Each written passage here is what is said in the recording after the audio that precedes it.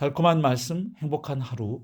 12월 19일 금요일 본문은 요한계시록 21장 1절에서 8절까지의 말씀입니다. 또 내가 새 하늘과 새 땅을 보니 처음 하늘과 처음 땅이 없어졌고 바다도 다시 있지 않더라.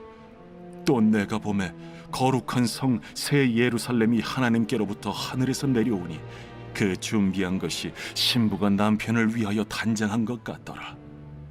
내가 들으니 보좌에서 큰 음성이 나서 이르되, 보라, 하나님의 장막이 사람들과 함께 있음에 하나님이 그들과 함께 계시리니 그들은 하나님의 백성이 되고 하나님은 친히 그들과 함께 계셔서 모든 눈물을 그 눈에서 닦아주시니 다시는 사망이 없고 애통하는 것이나 곡하는 것이나 아픈 것이 다시 있지 아니하리니 처음 것들이 다 지나갔음이로라. 보좌에 앉으신 이가 이르시되, 보라, 내가 만물을 새롭게 하노라.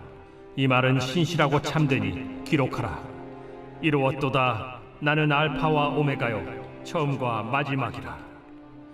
내가 생명수 샘물을 목마른 자에게 값없이 주리니 이기는 자는 이것들을 상속으로 받으리라. 나는 그의 하나님이 되고 그는 내 아들이 되리라. 그러나 두려워하는 자들과 믿지 아니하는 자들과 흉악한 자들과 살인자들과 음행하는 자들과 점술가들과 우상 숭배자들과 거짓말하는 모든 자들은 불과 유황으로 타는 못에 던져지리니 이것이 둘째 사망이라. 오늘 본문은 심판에 대한 여러 환상들 다음에 사도 요한이 보고 들은 내용을 기록하고 있습니다. 그동안 7인, 7나팔, 7대접의 심판에 이어 음녀 바벨론에 대한 심판, 그리고 사탄과 그의 세력에 대한 심판, 크고 흰 보좌 심판에 이르기까지 하나님께서 이 세상의 모든 죄악과 악의 근원에 대하여 심판하실 것에 대해 보여주신 내용을 사도 요한은 기록해 왔습니다. 자, 이렇게 사탄과 모든 악의 세력이 심판받고 멸망하게 되면 어떤 일이 기다리고 있을까요? 오늘 본문에서 하나님은 요한에게 두 가지를 보여주셨습니다. 1절에 보면 사도 요한은 새 하늘과 새 땅을 보았고 2절에 보면 거룩한 도성 새 예루살렘이 하늘에서 내려오는 것을 보았습니다. 여기서 새 하늘과 새 땅에 관한 두 가지 견해가 있습니다. 하나는 현재 우리가 살고 있는 하늘과 땅은 사라지고 완전히 다른 새 하늘과 새 땅이 만들어진다는 견해입니다. 다른 하나는 현재 우리가 살고 있는 하늘과 땅이 질적으로 완전히 새롭다고 할 정도로 갱신되는 것을 말한다는 견해입니다. 오늘날 많은 학자들은 두 번째 견해를 지지하고 주장하는데 여기에 몇 가지 근거가 있습니다. 첫째, 계시록 21장 1절부터 5절까지 말씀의 구조를 고려해 볼 때 새하늘과 새 땅은 갱신을 의미한다는 것입니다. 계시록 21장 1절부터 5절까지 말씀의 구조는 새하늘 새 땅과 새 예루살렘의 모습을 전체적으로 보여주되 새 예루살렘을 중심으로 새하늘과 새 땅의 모습을 반복해서 설명해 주는 교차 대칭적인 구조라는 것입니다.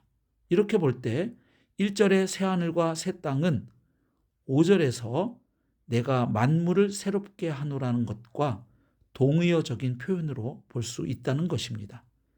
즉 새로운 만물을 만드시는 것이 아니라 만물을 새롭게 하신다는 것입니다. 다시 말해 기존에 존재하지 않았던 새하늘과 새 땅을 만드시는 것이 아니라 기존에 존재하는 하늘과 땅을 완전히 새롭게 하신다는 것입니다. 둘째, 새 하늘과 새 땅의 새에 사용된 단어가 헬라어로 네오스가 아니라 카이노스라는 점입니다. 네오스는 시간이나 기원의 새로움을 뜻하는 단어인 반면 카이노스는 특징이나 본질에 있어 질적으로 새로움을 뜻하는 단어입니다. 따라서 새 하늘과 새 땅은 기존에 없던 새로운 하늘과 땅이 아니라 기존에 있던 하늘과 땅이 완전히 질적으로 새롭게 변화된 상태를 의미한다는 것입니다. 셋째로 사도 바울이 로마서 8장에서 말하는 피조물의 해방도 재창조보다는 갱신을 말하고 있다는 점입니다. 사도 바울은 현재의 피조물들이 피조물의 대표인 인간의 죄악으로 인해 지금 썩어짐의 종노릇을 하고 있지만 장차 예수님의 재림으로 인해 피조물의 대표인 교회의 구원이 완성될 때 피조물들도 현재의 부패에서 해방되어 새롭게 구속받을 것이라고 말합니다. 넷째, 새하늘과 새 땅은 신자들의 부활한 몸과 비교해서 설명할 수 있는데 신자들의 부활한 몸은 현재의 몸과 비교할 때 연속성과 불연속성이 있다는 것입니다. 이것은 부활하신 예수님의 몸을 보면 알 수 있습니다. 부활하신 예수님의 몸은 제자들이 문을 닫아놓고 있었을 때도 벽을 통과해서 제자들에게 나타나셨습니다. 즉 부활하신 예수님의 몸은 현재의 육체와는 전혀 다른 차원의 몸으로 변화되신 것입니다. 따라서 새하늘과 새 땅도 현재의 하늘과 땅과 비교할 때 연속적이기도 하고 불연속적이기도 하다는 것입니다. 즉 새하늘과 새 땅은 현재의 하늘과 땅이 변화된 것인데 그 변화의 정도가 질적으로 너무 커서 새하늘과 새 땅이라고 부를 수밖에 없다는 것입니다. 다섯째, 하나님께서 사탄의 유혹 때문에 인간이 범죄했을 때 사람을 완전히 소멸시키고 새로운 인류를 창조하신 것이 아니라 그리스도 안에서 구속하심으로 사탄에게 승리하신 것처럼 인간의 죄악으로 망가진 이 피조 세계를 완전히 새롭게 하심으로 사탄에게 최종 승리하실 것을 보여준다는 것입니다. 그런데 새하늘과 새 땅에 관해 어떤 견해를 주장해도 분명한 점은 이것입니다. 즉 새하늘과 새 땅은 현재 우리가 살고 있는 하늘과 땅과는 질적으로 다른 세상이라는 점입니다. 지금의 세상은 죄와 죽음이 지배하고 통제하는 세상입니다.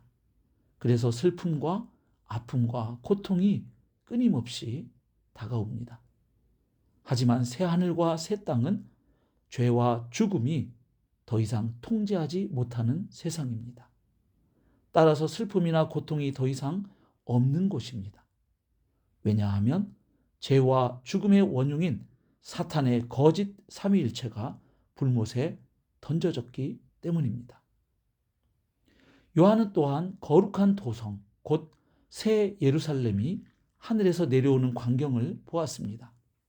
새 예루살렘은 새 하늘과 새 땅의 수도로 이해할 수 있습니다. 구약성경 이사야서에 보면 하나님께서 새로운 세상을 만드실 때 예루살렘이 새로운 세상의 중심이 될 것을 예언한 바 있습니다.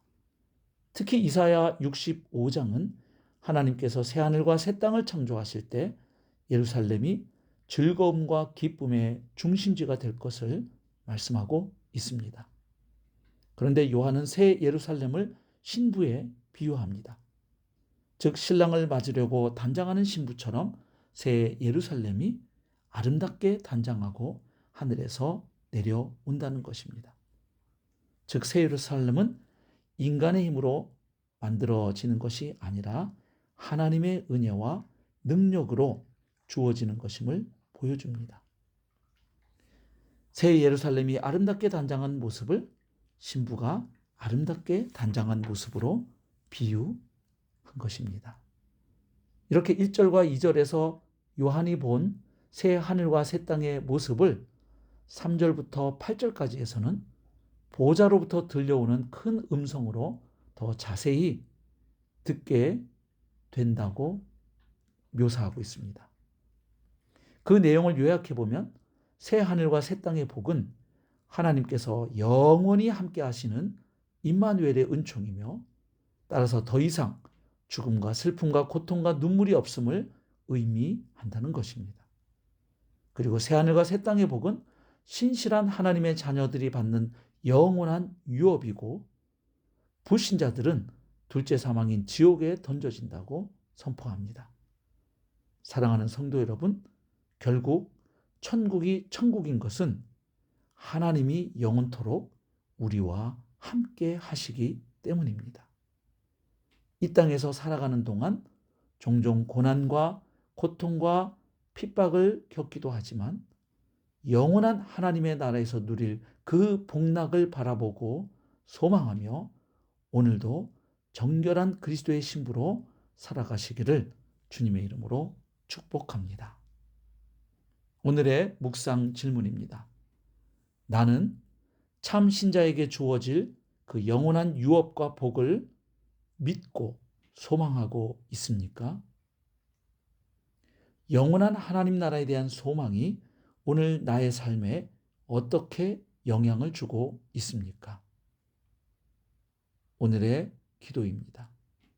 하나님, 1세기에 로마 제국의 핍박에서 고통스럽게 살아가던 성도들이 영원한 하나님 나라에 대한 소망과 확신으로 인내하고 승리한 것처럼 마지막 때를 살아가는 우리도 그 소망과 믿음으로 승리하며 정결한 그리스도의 신부로 살아가게 해 주옵소서.